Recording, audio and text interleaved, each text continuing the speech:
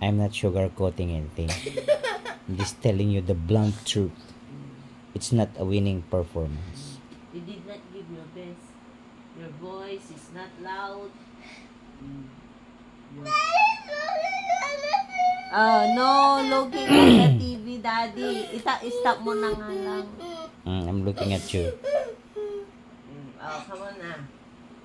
Make it loud, anak. Make it loud and slowly. With emotions. With emotion. Come on na. Daddy. With wow effect. Baby, I'm on Daddy. The audience should say, wow, that girl is a good storyteller. Yeah. But right now, you are not. She will be like that soon.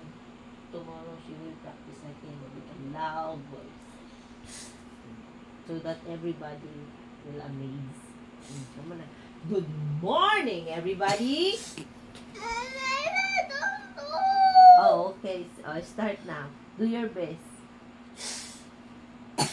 Make your voice loud, slowly. Especially here. You're too fast here. Come on now.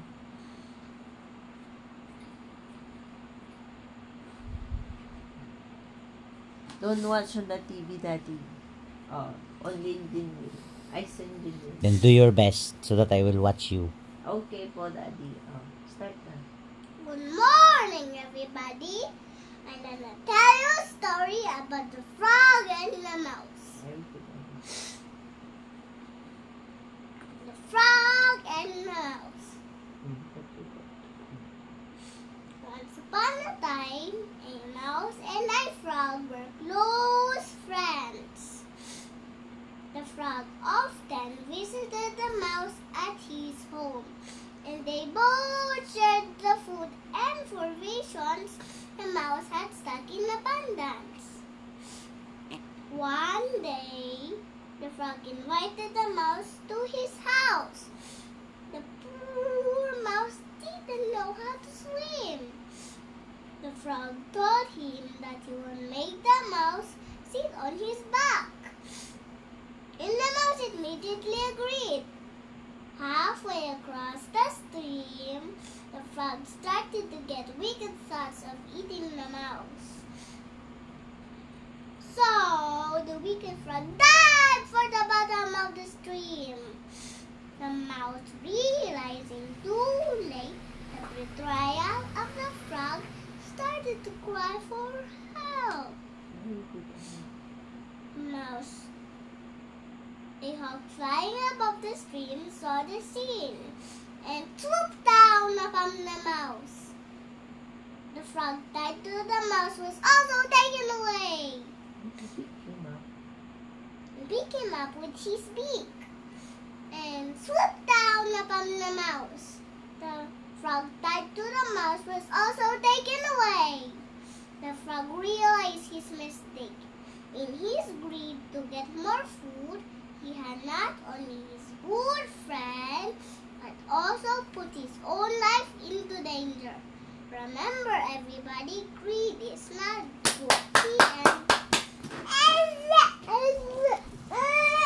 You are better, non. Thank Thank you. My You are teddy better.